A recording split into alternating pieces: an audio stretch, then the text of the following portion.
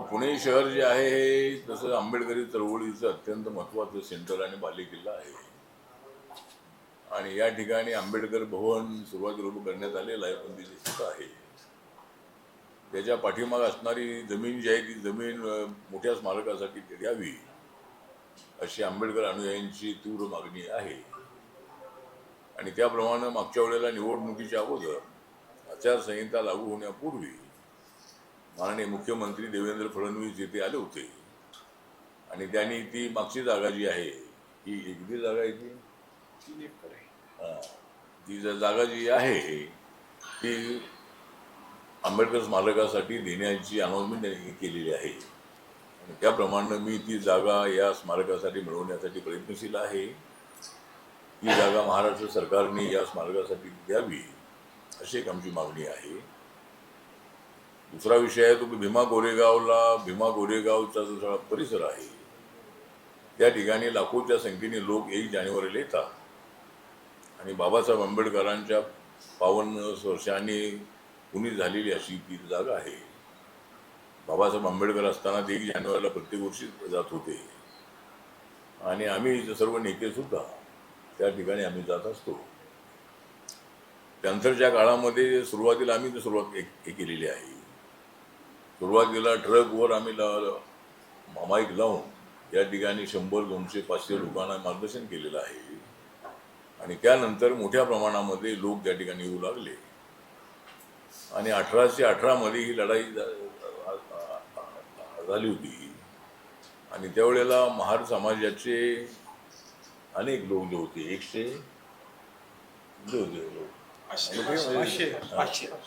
500 लोक त्या ठिकाणी शहीद झाले होते. आणि तो जो स्पॉट आहे ते जे स्थळ आहे ते आमच्यासाठी अत्यंत प्रेरणादायक आणि स्फूर्ती देणारं स्थळ आहे.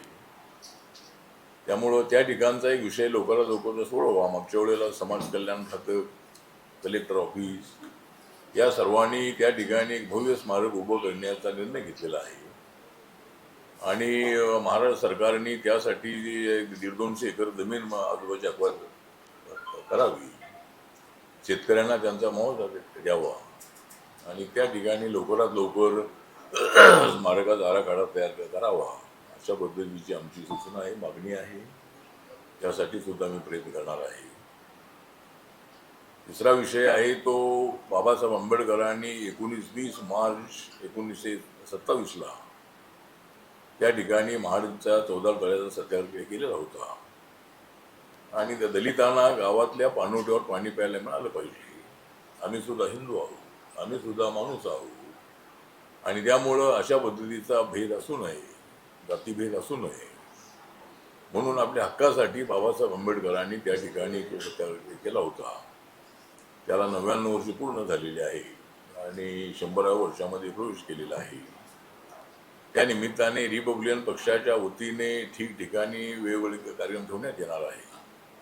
एक तर सामाजिक ऐक्य परिषदा काही ठिकाणी आहेत, सामाजिक समता परिषदा आहे, जाती तोडो समाज जोडो संमेलन आहे आणि त्या ठिकाणी एक 14 ऑक्टोबर हा अत्यंत आमच्यासाठी महत्त्वाचा दिवस आहे. बाबासाहेब आंबेडकरांनी 14 ऑक्टोबर 1956 बौद्ध धम्माची दीक्षा घेतली होती आणि बाबासाहेब आंबेडकर जरी बौद्ध झालेले असले त्यावेळेला लाखोच्या संख्येने नागपूरमध्ये बौद्ध धम्माची दीक्षाचा कार्यक्रम झाला आणि सम्राट अशोकाच्या नंतर एक मोठं धर्म परिवर्तन जे आहे ते बाबासाहेबांच्या नेतृत्वाखाली झालं होतं. तर 14 ऑक्टोबर हा दिवस आमच्यासाठी अत्यंत महत्त्वाचा आहे. म्हणून 14 ऑक्टोबरला साताऱ्याहून या ठिकाणी भीमाईचं स्मारक आहे. बाबासाहेब आंबेडकरांच्या ज्या मातोश्री होत्या त्या साताऱ्यामध्ये ते सुभेदार आमच्या आंबेडकरी आर्मीमध्ये होते आणि मऊमध्ये बाबासाहेबांचा जन्म झाल्यानंतर काही वर्षांतर ते आर्मीतून रिटायर झाल्यानंतर ते साताऱ्यामध्ये आले होते आणि इरिगेशन डिपार्टमेंटमध्ये सुभेदार आमचे आंबेडकर काम करत होते. त्यावेळेला बाबासाहेब आंबेडकर हे त्या ठिकाणी प्रायमरी स्कूलमध्ये शिकायला होते. त्यावेळेला शाळेच्या बाहेर त्यांना बसावं लागत होतं, एवढी अनटचेबिलिटी होती आणि बाबासाहेब आंबेडकर त्यावेळेला मुंबईवरून रहमतपूर स्टेशनला उतरायचे. रहमतपूरला उतरून तिथून ते साताऱ्याला जायचे. तर अनेक वेळेला त्यांना त्या गाडीतून उतरवलेलं आहे. बैलगाडीमध्ये बसलेले बाबासाहेब आंबेडकर ते महार आहे ते कळल्यानंतर गाडी वाहनाने त्यांना त्या गाडीच्या खाली उतरवलेलं आहे. तर 5 तारखेला 5 मेला बाबासाहेब आंबेडकर पहिल्यांदा त्या ठिकाणी आले होते. त्याला 100 वर्ष पूर्ण होत आहे आणि त्या ठिकाणी भव्य असा कार्यक्रम ठेवलेला आहे तिथल्या जनतेने आणि त्याला मला प्रमुख पाहुणे म्हणून त्या ठिकाणी बोलवलेलं आहे. मी तिथं 5 मेला त्या ठिकाणी आहे. त्याला 100 वर्ष पूर्ण होत आहे आणि महाड चौदाळ तळ्याच्या सत्याग्रहाला ही 100 वर्ष पूर्ण होत आहे. तर त्या पद्धतीनं मला असं वाटतं की नाही ते त्याला जास्त झाले असतील. त्याने मला सांगितलं नाही ठीक आहे. तर ते 5 अर्जुनला त्या ठिकाणी आले होते. तर त्या स्मरणार्थ त्या ठिकाणी त्यांनी कार्यक्रम ठेवलेला आहे. आणि नंतर आता आम्ही एक 14 ऑक्टोबरपासून साताऱ्याच्या भीमाईच्या स्मारकाचं प्रदर्शन घेऊ. बाबासाहेब आंबेडकर ज्या शाळेत शिकत होते त्या शाळेमध्ये जाऊन आणि बाबासाहेब आंबेडकर ज्या घरात राहत होते ते घर अद्याप स्मारकासाठी मिळालं नाही आहे. ती मिळावं अशी आमची मागणी आहे. तर सातारा हे तसं बाबासाहेब आंबेडकर काही वर्षी तिथे राहिले होते म्हणून आम्ही तिथून हा मार्च जो आहे हा मार्चचं नाव वगैरे आम्ही ठरवतो. पण सामाजिक समता ही कशी अजून मजबूत होणं आवश्यक आहे आणि समाजामध्ये मोठा बदलही झालेला आहे. आज दलित मुलांना कुठल्याही शाळेच्या बाहेर बसवलं जात नाही आहे. सर्व शाळांमध्ये सगळ्या जातीची मुलं असतात. हे मोठं परिवर्तन समाजामध्ये झालेलं आहे. तरीसुद्धा दलितांवरती या ना त्या कारणाने काही अत्याचार होतातही. ते अत्याचार होऊ नयेत यासाठी समाजातल्या सर्व स्तरातल्या लोकांनी एकत्र आलं पाहिजे. आणि अलीकडे एक रमेश अण्णा मुळे आहे. ते छत्रपती संभाजीनगरमध्ये राहतात. ते सामाजिक कार्यकर्ते आहे आणि त्याने आतापर्यंत त्यांच्या स्वतःच्या प्रॉपर्टीमधून इन्कममधून 30 कोटी रुपये त्यांनी कुणाचं ऑपरेशन आहे, कुणाला काय आजारपण आहे, कुणाचं लग्न आहे, अशा पद्धतीनं हजारो लोकांना त्यांनी मदत केलेली आहे आणि ते मराठा समाजाचे आहे.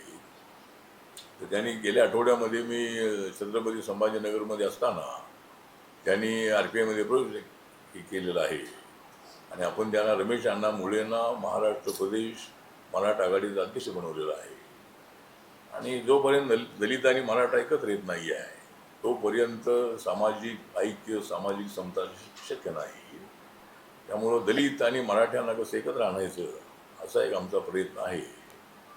आणि ही जी आमची रॅली आहे ती साताऱ्यातून निघून सर्व महाराष्ट्रभर फिरून म्हणजे पश्चिम महाराष्ट्र आहे, त्यानंतर मराठवाडा आहे, विदर्भ आहे, कोकण आहे, ठाणे जिल्हा आहे, मुंबई आहे, अशी करून ती रॅलीचा डिटेल कार्यक्रम नंतर आम्ही तिथे आपल्याला पण असा 14 ऑक्टोबरपासून आम्ही ती सुरुवात करणार आहोत आणि पुण्याला त्याचा एंड होणार आहे. तारीख आम्ही आपल्याला नंतर सांगू. त्याच्यामध्ये आमचा एवढाच प्रयत्न राहणार आहे की समाज बदललेला आहे पण अजूनही समाजाने बदलणं आवश्यक आहे.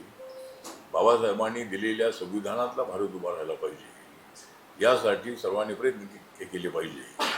फक्त संविधान दाखवून चालणार नाही आहे. तर संविधानामधल्या भूमिकेला एकनिष्ठ राहून समाज जोडण्याचं जे काम आहे ते काम आपण करणं अत्यंत आवश्यक आहे. आणि भारतीय संविधानाने हिंदू समाजालाही जोडलेलं आहे, हिंदू मुस्लिमांनाही जोडलेलं आहे, हिंदू ख्रिश्चनांनाही जोडलेलं आहे. तर संविधानाने सर्वांनाच समान संधी दिलेली आहे. त्यामुळं आपल्या देशामध्ये कधी आपल्या देशाचा कधी बंगाल, कधी नेपाळ, कधी श्रीलंका होईल असं बिलकुल नाही आहे. आपल्या देशामध्ये खलिस्तानचे आंदोलन झालेले आहे. पुण्यामधल्या काही आर्मीचे पंजाबी लोक जे आहेत ते खलिस्तानच्या आंदोलनामध्ये त्यांनी तीव्र भूमिका आतंकवादी घेतलेली आहे. त्यानंतर आपलं शेतकऱ्यांचं आंदोलन 1.5 वर्ष दिल्लीमध्ये चाललेलं होतं. अशी अनेक आंदोलनं झालेली आहेत आणि आम्ही केलेलं नामांतराचं आंदोलन 17 वर्ष होतं. आम्ही सुद्धा अनेक मोर्चे काढले, जेलमध्ये गेलो. पण ज्या पद्धतीनं या 3 देशामध्ये जे मध्यंतरी कायदा हातामध्ये घेऊन सत्ता उलटवून टाकली, तशा पद्धतीची सत्ता आपल्या देशामध्ये उलटवून टाकणं अत्यंत अशक्य आहे. त्यामुळे आपल्या देशाचं संविधान जे आहे ते संविधान एवढं मजबूत आहे की कोणी किती समाजामध्ये फूट पाडण्याचा प्रयत्न केला तरी समाज हा शेवटी एकसंघ आहे.